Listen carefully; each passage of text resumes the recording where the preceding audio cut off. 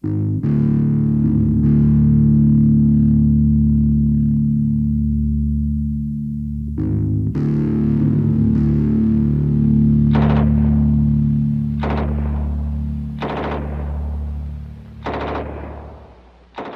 cours de l'histoire, on retrouve beaucoup d'armes qui possèdent une signification particulière et qui sont instantanément reconnaissables. Le stéréotype du gangster de la Prohibition et le soldat américain de la Seconde Guerre mondiale partagent tous les deux un point commun.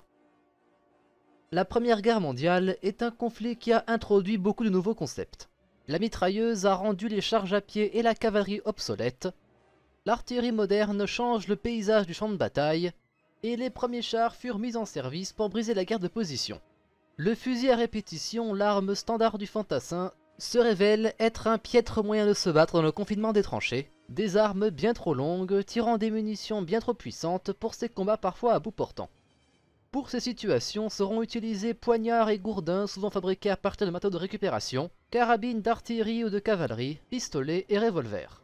Ces solutions n'étaient cependant pas idéales et plusieurs pays entameront le développement d'armes sur mesure dans ce but. Les États-Unis s'orienteront vers le concept d'une arme pouvant être utilisée à la fois en combat rapproché et à distance, ce qui prendra la forme du fusil automatique Browning, et d'une arme expérimentale convertissant le Springfield modèle 1903 en une arme semi-automatique tirant des munitions de pistolet, le Pedersen Device. La France, avec le CSRG modèle 1915 Chauchat, se dote d'une arme automatique, pas de la meilleure fiabilité ou qualité certes, mais suffisamment transportable et offrant suffisamment de puissance de feu pour prendre d'assaut et défendre une tranchée. Les troupes de choc de l'armée allemande se mettront à utiliser une variante du pistolet Luger, avec un canon long, une crosse, et parfois un magasin de 32 coups, une variante destinée à la base aux servants d'artillerie et aviateurs. On considère souvent Hugo Schmeisser comme l'inventeur du pistolet mitrailleur, mais ce n'est pas exactement le cas. L'idée d'une arme automatique tirant des munitions de pistolet est arrivée plus ou moins en même temps de la part de plusieurs ingénieurs. La différence est que le MP-18 est le premier pistolet mitrailleur à être déployé en nombre significatif. L'histoire retiendra Hugo Schmeisser car ce dernier se révélera être un des grands noms de l'industrie de l'armement en Allemagne et responsable du développement du célèbre STG-44. Les autres noms à mentionner sont les Allemands Fritz Walter et Andreas Schwarzlose, les Suisses Gotthard End et Adolf Führer, et les Italiens Abiel Revelli, Amerigo Saerigotti et Tullio Marangoni. Le dernier nom qui nous intéresse ici, c'est John Taliaferro Thompson. Sortant en 1882 de l'Académie militaire de West Point, il se montre être un excellent logisticien et un des rares officiers de l'armée américaine à sérieusement considérer les armes semi-automatiques et automatiques. Il imagine, à raison, que le futur de l'armement du fantassin est une arme de catégorie entre le fusil et le pistolet. Il deviendra plus tard Chief of Small Arms de l'Ordnance Department et sera impliqué dans le développement et adoption du fusil Springfield modèle 1903 et du Colt 1911.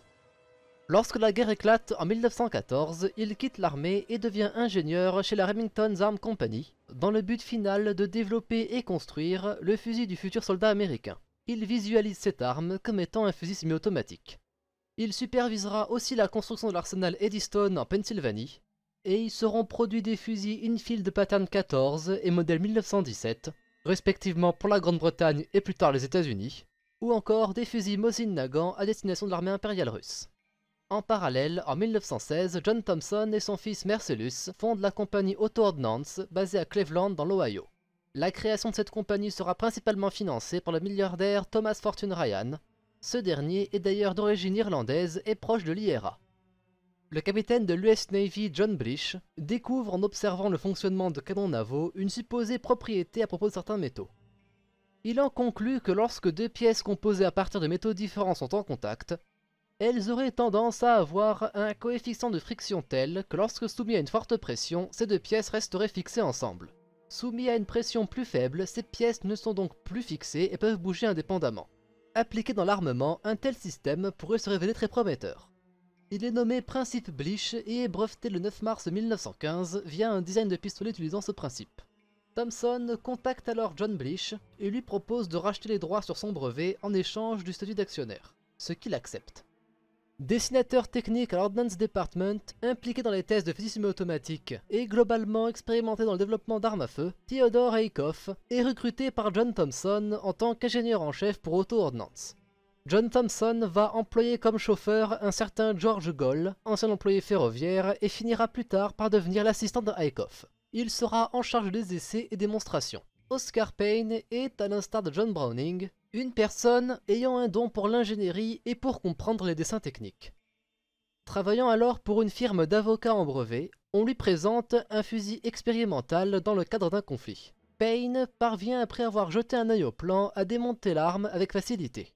Avec cet événement, il se forge une bonne réputation et attire l'attention de Thompson. Il rejoindra Auto Ordnance en 1917 en tant que dessinateur technique. Le premier projet de Auto Ordnance va être une série de prototypes de fusils semi-automatiques fonctionnant sous le principe Blish. Ces fusils chambrent la munition standard de l'armée américaine, le 30-06, et sont généralement nommés Thompson Auto Rifle. Lorsque les États-Unis s'engagent dans la Première Guerre mondiale en 1917, John Thompson est rappelé à l'armée. Durant son absence, l'équipe d'Auto Ordnance va continuer à travailler sur le projet, mais rencontre de sérieux problèmes. L'élément dysfonctionnel est le verrouillage de la culasse, plus précisément, l'arme fait feu avant que la culasse soit verrouillée. Payne et Haycoff considèrent que la source du problème réside dans la munition elle-même, le 30-06. Cette munition est jugée trop puissante pour un système basé sur de la friction. L'éjection est très violente et l'intégrité de l'arme est mise en question. Finalement, Haycoff et Payne proposent de développer une arme fonctionnant sur le même principe, mais en remplaçant la munition par le 45 ACP, bien moins puissante, ce que Thompson finit par accepter. Lorsque John Thompson retourne à l'armée en 1917, il occupe la position de responsable de procuration et de production d'armes pour l'armée américaine, et il est très préoccupé par l'efficacité réduite des fusils d'infanterie utilisés par le corps expéditionnaire américain en Europe. Sur la question, il considère que l'arme idéale serait une petite mitrailleuse d'une capacité de 50 à 100 coups, assez légère pour être facilement transportable et manœuvrable, et pouvant d'après lui éliminer une escouade entière. Pour Thompson, l'arme qui correspond le plus à son idée est le Shosha, mais le considère trop lourd, utilisant des magasins d'une trop faible capacité, et mécaniquement inadéquate. Il souhaite une arme compacte pouvant être tirée à la hanche et utilisant une munition déjà en service dans l'armée américaine.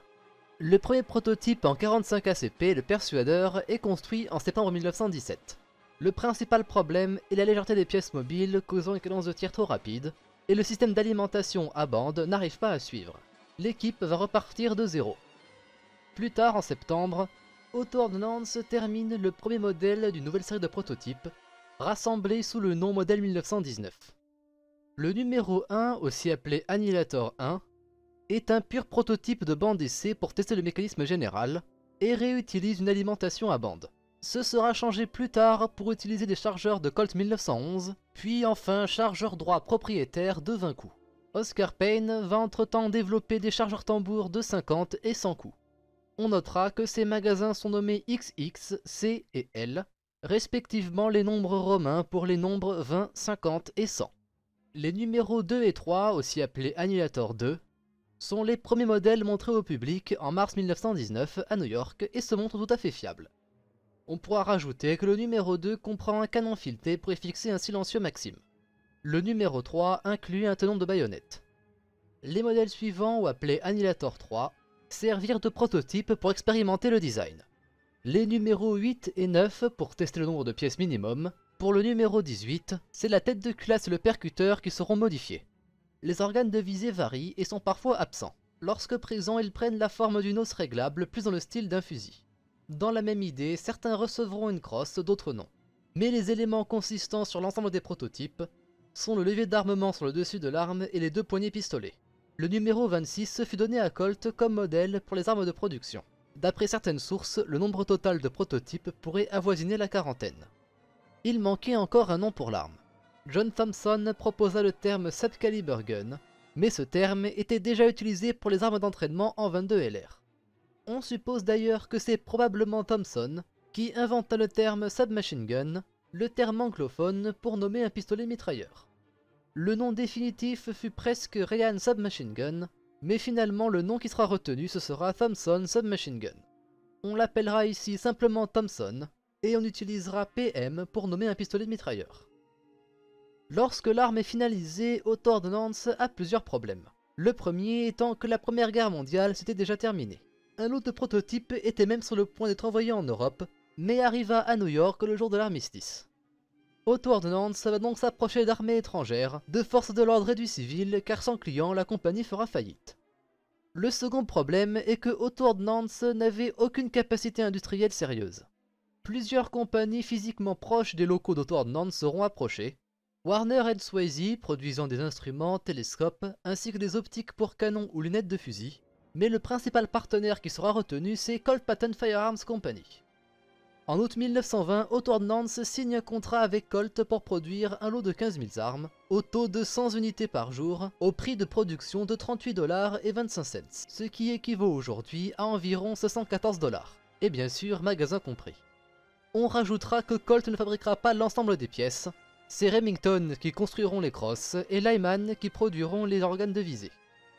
La production démarre le 30 mars 1921 et l'arme est nommée modèle 1921A. À vide, l'arme pèse 4,6 kg et avec un chargeur de 100 coups entièrement chargé, on rajoute 1,4 kg. Comme dit précédemment, les organes de visée sont plutôt complexes pour une arme de ce type et s'apparentent plus à ce qu'on trouve sur un fusil, bien que ce ne soit pas un fait rare à l'époque. Cette hausse comprend une encoche en U pour les courtes distances et un œilleton réglable jusqu'à 600 mètres. Le levier d'armement est placé sur le dessus du boîtier de culasse et est ouvert au milieu pour permettre la visée. Les chargeurs disponibles sont de 20, 50 ou 100 coups et la cadence de tir avoisine les 600 à 900 coups par minute. L'éjection du magasin est parfois considérée peu intuitive puisqu'il s'agit d'un levier qu'il faut lever vers le haut avec le pouce. La sécurité et le sélecteur de tir semi et automatique sont deux entités séparées. Malgré leur poids élevé, la crosse est facilement détachable, ce qui les rend raisonnablement transportables. Cette Thompson modèle 1921 fonctionne par culasse ouverte, calée et retardée par friction.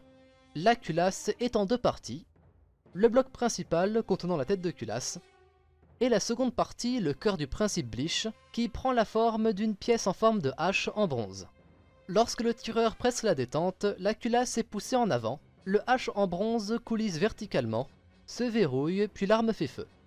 La culasse se déverrouille théoriquement quelques millisecondes après le tir, lorsque la pression baisse pour atteindre le seuil où le coefficient de friction permet au loquet Bleach de coulisser. La culasse pourra alors revenir en position initiale et le cycle peut recommencer. On notera que ce mécanisme nécessite un usinage très précis des pièces. La cavalerie de l'US Army en 1924 considère les Thompson non recommandables pour l'adoption, du fait de leur portée limitée, encombrement, considérée inadéquate pour le tir à cheval, et qu'un pistolet serait plus efficace et plus pratique. On rajoutera que cette arme est considérée utile uniquement dans un conflit entre guillemets contre un pays civilisé, et que les distribuer aux troupes affaiblirait le leadership. Otto Ordnance va rapidement s'approcher des forces de l'ordre, et auront lieu plusieurs démonstrations qui auront leur effet. La police de New York en fera très tôt l'acquisition, mais ce sera principalement un coup de publicité. Ce sont des armes de pré-série achetées en très faible nombre, et l'utilité d'une telle arme en zone urbaine est mise en question. C'est pour cette raison que la munition 45 Pillars, munition à chevrotine, fut proposée pour un rôle anti-émeute. Les dimensions de cette munition étant différentes, un chargeur spécial de 18 coups était nécessaire. Ces Thompson sont de plus tout à fait légales à la vente pour un citoyen américain dans la majorité des États, les rendant accessibles aux criminels. L'IRA, l'armée républicaine irlandaise, fut une des premières organisations à utiliser les Thompson. En effet, l'IRA trouve cette arme idéale pour du combat type guérilla. Des commandes d'armes auront lieu dès début 1921, et les livraisons commenceront dès la fin mai. Il y avait beaucoup de sympathisants de l'IRA aux États-Unis, et plusieurs noms étaient liés au trafic d'armes, y compris Thomas Ryan ou encore George Rourke. Plusieurs Thompson seront saisis par les autorités britanniques et américaines, comme ce fut le cas dans l'affaire du navire cargo East Slide le 16 juin 1921, où une cargaison d'environ 495 armes seront saisies par le FBI. Dans cette affaire, le vice-président de Otto Ordnance, Mercilus Thompson, sera même arrêté. Ce même jour, des Thompson seront utilisés lors d'une embuscade de l'IRA sur un train militaire à Dublin. Ces livraisons d'armes continuèrent passé mai 1923, la fin de la guerre civile irlandaise, jusqu'aux années 30. Il est évidemment crucial de mentionner la période de la prohibition lorsqu'on parle de ce sujet. Le Volstead Act interdit la production, vente et consommation de boissons ayant plus de 0,5% d'alcool, créant un contexte idéal pour le crime organisé, et de nombreux criminels et gangs ne tarderont pas à s'équiper.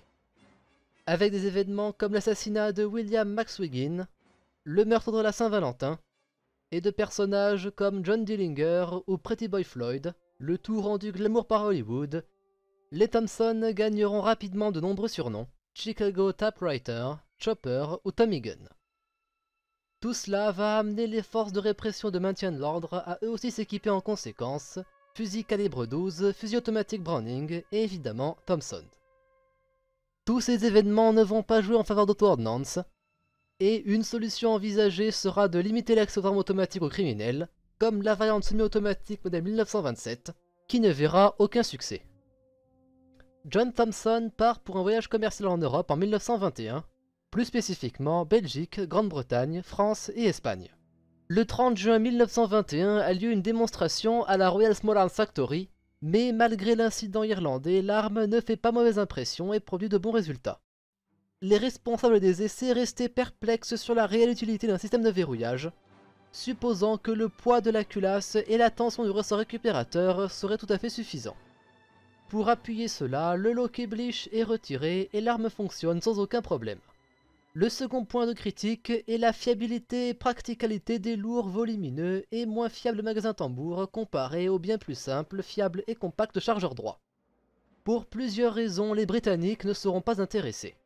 Introduire une nouvelle arme est coûteux, qui de plus n'a encore pas fait ses preuves au combat, et contraire à leur doctrine de l'époque, l'armée britannique refusant de fournir des pistolets et armes automatiques à un trop grand nombre d'hommes. Deux exemples qui confirment ce point sont les déconnecteurs de magasins sur leurs fusils à verrou et au refus des Britanniques de développer leur propre PM. Et évidemment, sans guerre à combattre, pourquoi continuer à acheter des armes, surtout en considérant le matériel de surplus et capturé. Après des essais en 1923, l'armée belge est intéressée et réclame une variante en 9 mm Parabellum. Le second pays qui va tester les Thompson sera la France, entre 1921 et 1923. Ne pouvant pas facilement et rapidement monter une nouvelle ligne de production, Auto-Ordnance va contacter BSA, Birmingham Small Arms, en 1925 pour produire des Thompson sous licence. Pour plaire au marché européen, ces Thompson modèle 1926 sont chambrés en 9 mm Parabellum, une variante développée par George Norman. Le profil est assez différent d'un modèle 1921, comportant une crosse et garde-main style fusil, sans poignée, une hausse non protégée réglable jusqu'à 300 mètres, un système de gâchette et d'éjection de magasins simplifié, mais pouvant accepter les magasins droits et tambours. Introduit aussi à cette période est le modèle 1923, aussi appelé Military Model, et étant destiné uniquement au marché militaire. Les différences sont un bipied, un canon long, un support de baïonnette et utilise des munitions expérimentales 45 Remington Thompson, plus puissante que le 45 ACP et avec plus de portée, dans le but d'en faire une arme de soutien d'infanterie. Les conclusions des essais français seront que le système bleach n'est pas nécessaire, que le 45 ACP et 45 Remington Thompson sont inférieurs au 9 mm Parabellum et 7,65 long, mais qu'une variante utilisant le 351 Winchester Self-Loading, munitions en service limité en France durant la Première Guerre mondiale, serait une option envisageable. Cette variante est testée en 1926, mais due à des graves incidents de tir, l'arme est disqualifiée et l'armée française décidera que les Thompson ne sont pas les armes de qualité suffisante pour adoption ou production sous licence. Pour revenir au modèle 1926, les rapports stipulent une bonne précision jusqu'à 600 mètres en semi-automatique, mais trop faible en automatique, avec une cadence de tir trop élevée et trop de recul. BSA continuera de travailler sur le projet, introduira ensuite le modèle 1929, disponible en plusieurs calibres, à savoir 45 ACP, 9 mm Parabellum, 9 mm Bergmann et 763 Mauser. Cette dernière nécessite d'ailleurs des chargeurs légèrement courbés. La hausse et canon sont du même type que le modèle 1921, et ces modèles 1929 ont souvent un compensateur cuts. Ces modèles 1926 et 1929 ne verront aucun succès, les différentes armées européennes ayant de meilleures options. Le nombre total de ces variantes est d'environ une vingtaine. Un des problèmes rapidement identifiés chez les Thompson est leur tendance à s'élever lors du tir automatique. C'est un problème commun à beaucoup d'armes, mais les Thompson, avec leur crosse très désaxée par rapport à l'axe du canon, sont particulièrement sujettes à ce phénomène. Travaillant sur la question, le colonel des Marines Richard Cutts met au point un dispositif avec le physicien Philip Quayle qui dévie une partie des gaz de propulsion vers le haut pour contrebalancer l'élévation. Ces compensateurs Cutts, produits par la firme Lyman, se verront adaptés sur de nombreuses plateformes, allant du Colt Monitor au fusil calibre 12 civil. Ils seront adaptés sur les Thompson à partir de 1926 et les modèles 1921 fournis avec compensateur Cuts sont nommés 1921 AC. Lorsqu'on arrive dans les années 1928-1929, la situation d'auto-ordnance n'est pas bonne. Premièrement, c'est le décès de Thomas Ryan et le départ de John Thompson. Deuxièmement, sur 15 000 armes produites, il en restait 4 700 d'invendus, ce qui n'est pas rentable. Avec tous ces événements, beaucoup d'actionnaires tentent de liquider la compagnie. Mais Auto-Ordnance reste à flot via de maigres contrats militaires. Un des acheteurs inattendus sera l'US Postal Service, qui acheta environ 200 modèles 1921 pour sécuriser leurs trains, gardés par des soldats de l'USMC. Ces armes seront très appréciées, mais un point de critique sera la cadence de tir trop élevée. Ce sera réglé en alourdissant la culasse, introduisant le 1er janvier 1928 le modèle 1928 et marqué US Navy. Les modèles 1921 déjà en service seront donc modifiés et recevront de nouveaux marquages.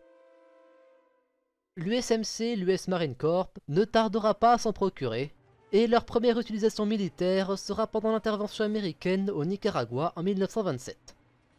Ces armes se révéleront très adaptées au combat dans la jungle, puis pendant la guerre civile chinoise en combat urbain. Avec des rapides changements dans la doctrine militaire à travers le monde, la cavalerie américaine reconsidère les Thompson en 1931. CPM pourrait se révéler l'arme idéale pour les équipages de véhicules blindés, d'infanterie motorisée ou de reconnaissance, là où un long fusil comme le M1 Garand, alors en cours de développement, pourrait se montrer trop peu pratique. Des essais sur le terrain auront lieu en 1932, et au final, les Thompson seront adoptés en 1936, sous le nom modèle 1928 A1. En septembre 1939, la guerre éclate en Europe. Pour l'US Army, ce n'est qu'à partir de juin 1939 que les premières commandes seront effectuées. Initialement au nombre d'1 millier, les commandes ne feront qu'augmenter, étant dans le cas américain le pistolet mitrailleur le plus disponible. Mais ces commandes de Thompson du début de la guerre posent la question de comment relancer leur production et par qui. L'entrepreneur millionnaire Russell McGuire, après le décès de Mercellus et John Thompson, rachète Auto-Ordnance. La compagnie approchée pour reprendre la production est Savage Arms. Un contrat de 10 000 armes est signé le 30 décembre 1939, avec l'outillage de production fourni par Colt. La production de ces armes mettra du temps à démarrer à partir d'avril 1940. Savage manufacturera chaque Thompson 32 $, revendu à Auto-Ordnance pour 67, qui les redistribueront au prix de 130 $ pour le gouvernement américain et de 200 $ pour clients étrangers, une arme donc extrêmement chère. Ces armes produites sont des modèles 1928 du même type que celles achetées par l'US Navy, avec cependant des variations sur le type de finition. En fin 1940, le nombre de commandes est passé à 200 450 et l'arme devient enfin profitable. Après l'événement de Pearl Harbor, les commandes américaines explosent. McGuire achète une usine désaffectée à Bridgeport dans le Connecticut. La production d'armes complète démarra en janvier 1941 avec participation de Savage et Remington. Avec l'avancement de la guerre, le problème du prix des Thompson devient de plus en plus évident, et des simplifications sont rapidement envisagées. À ce moment-là, le prix d'achat d'une Thompson est de 108 $, le double d'un M1 Garand. John Pierce est ingénieur en chef chez Savage Arms. Lui et son assistant Nicholas Brewer vont inspecter le design de l'arme, et sont au courant de cas où des Thompson fonctionnèrent sans problème sans le loquet Bleach. Ils sont donc certains que ce système Bleach est superflu et n'est pas nécessaire pour le bon fonctionnement de l'arme. De plus, sans cet élément, les Thompson seraient moins chers à produire. Un prototype est présenté en hiver 1941 au président de Savage Arms, l'arme fonctionne sans problème et le concept est présenté à l'US Army en mars 1942. On sait aujourd'hui avec le recul que le principe Bleach n'a aucune base scientifique et est une pure invention. Mais je pense qu'il est très intéressant de remarquer qu'un tel concept ait pris assez d'ampleur à l'époque pour avoir été utilisé comme le noyau d'un mécanisme d'une arme aussi emblématique. Ces Thompson simplifiés seront donc approuvés courant 1942 sous dénomination M1. Les modifications apportées sont le remplacement de la hausse réglable par un œilleton très rudimentaire, avec parfois des protections sur les modèles plus tardifs, le retrait de la poignée avant et des ailettes de refroidissement, le bois utilisé est moins cher et plus léger, et les leviers de sécurité et sélecteurs de tir furent simplifiés. Les chargeurs tambours ne sont plus acceptés, l'approvisionnement ne se fera que par le biais de chargeurs de 20 et 30 coups. Le percuteur, ressort récupérateur, extracteur et le design du bloc détente sont du même type que les modèles de Thompson précédents. Les Thompson M1 sont reconnaissables avec le levier d'armement placé maintenant sur le flanc droit. Un peu plus tard, une mise à jour sera introduite, la variante M1A1, où la principale différence est le remplacement du percuteur flottant vers un percuteur fixe, simplifiant encore plus la culasse. Les M1A1 passent maintenant à une cadence de tir d'environ 600 coups par minute, pour un poids à vide très similaire avec les modèles précédents d'environ 4,7 kg. En 1944, le prix d'achat est de 44 $. Les M1A1 remplaceront progressivement les modèles de Thompson alors en service. Mais les États-Unis ne seront pas les seuls à utiliser les Thompson. La France, après avoir initialement refusé l'arme, finit par s'y réintéresser, sachant que le projet de PM français prenait du retard et qu'aucun autre allié ne proposait d'option.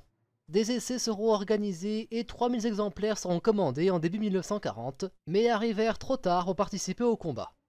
Passé la défaite, elles seront réutilisées par l'armée de l'armistice, résistants, milices et par l'occupant allemand. Les forces françaises libres, équipées majoritairement par les Américains, recevront également, pour un total d'environ 20 800. L'armée britannique, après avoir longtemps refusé d'adopter ce type d'armes, les surnommant entre autres Gangster Guns, se voit, avec l'impulsion du nouveau Premier ministre Winston Churchill, commander des Thompson dès février 1940. Les premières livraisons auront lieu au printemps, à destination de la Home Guard. L'armée régulière recevra ses premières Thompson à partir d'avril 1941.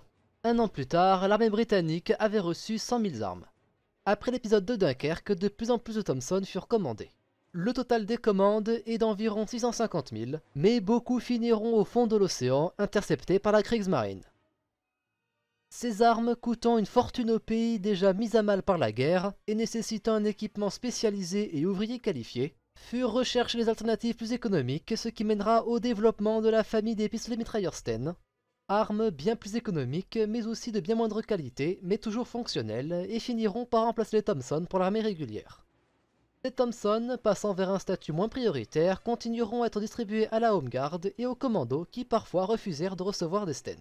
Un utilisateur peu connu de Thompson durant l'entre-deux-guerres est le NKVD soviétique. Ces armes furent supposément procurées via le Mexique en 1924 et utilisées par le personnel entre guillemets d'élite et adhérents du parti. Après l'entrée en guerre de l'URSS en 1941, un total de 137 000 Thompson seront livrés et distribués aux unités combattantes, puis progressivement remplacés dès que la production de PM soviétique puisse les supplanter. On pourra rajouter que beaucoup de ces armes furent livrées avec des blindés, en particulier les chars M3, M4 ou M5. La Chine nationaliste recevra aussi un nombre non négligeable de Thompson, un peu plus de 63 000. En fonction des témoignages et du personnel, les retours ne sont pas très consistants. Parfois, les Thompson sont considérés des armes de qualité, fiables, offrant un dense volume de feu dans le cas des modèles 1928, sans recul excessif et tirant une munition à bonne puissance d'arrêt pour les combats à courte portée dans la jungle ou en zone urbaine. Mais certains retours mettront en évidence des défauts comme par exemple un flash très visible, un poids et encombrement important, et dans ce cas-là, il n'est pas rare de croiser les témoignages de résistants préférer les Sten. Un point mis en évidence par les retours soviétiques est que les Thompson ne supportaient pas très bien le froid. Avec les problèmes de poids mais surtout de prix élevé des Thompson, Otto Ordnance introduira un nouveau PM, le T2, disponible en version 45 ACP et 9 mm Parabellum, fonctionnant différemment avec une culasse fermée et détente progressive, mais l'intérêt est son prix de production bien plus bas. Mis en concurrence avec le Hyde Inland 1 qui fut mis à l'essai en avril 1942 et développé par George Hyde, le T2 testé lui en septembre 1942 se révélera être une arme peu ergonomique, trop fragile et trop complexe, et sera donc disqualifié.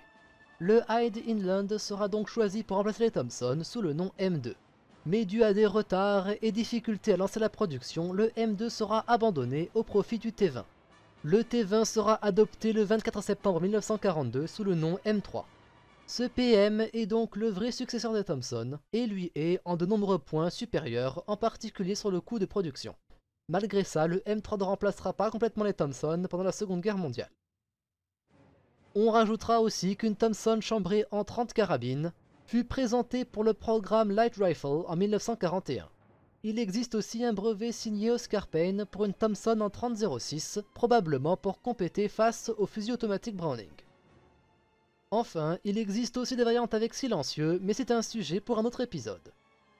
Après la fin de la Seconde Guerre mondiale, les Thompson ne seront pas abandonnés de sitôt, et verront du service dans l'armée américaine pendant la guerre de Corée et du Vietnam, même si théoriquement supplantés par les M3 et plus tard M14. Elles seront par la suite données en aide militaire, que ce soit à destination de la France, des Pays-Bas, et en particulier leurs armées coloniales, Yougoslavie et évidemment Vietnam du Sud. Des Thompson de surplus referont évidemment surface, et utilisés dans une grande variété de conflits à travers le monde jusqu'à aujourd'hui, allant de l'invasion de la baie des Cochons à l'Afghanistan ou Syrie. La Thompson fait partie de ces armes cultes reconnaissables par tout le monde aujourd'hui, à l'instar de la plateforme Kalachnikov ou AR-15. Ce sont des armes non seulement très bien documentées, mais aussi très prisées par les collectionneurs et tireurs sportifs. Il existe par exemple des reproductions contemporaines de Thompson accessibles à la vente. Cette famille d'armes est à mon avis assez unique, représentant non seulement le stéréotype du soldat américain de la Seconde Guerre mondiale, ainsi que le gangster de la Prohibition, deux imageries totalement opposées.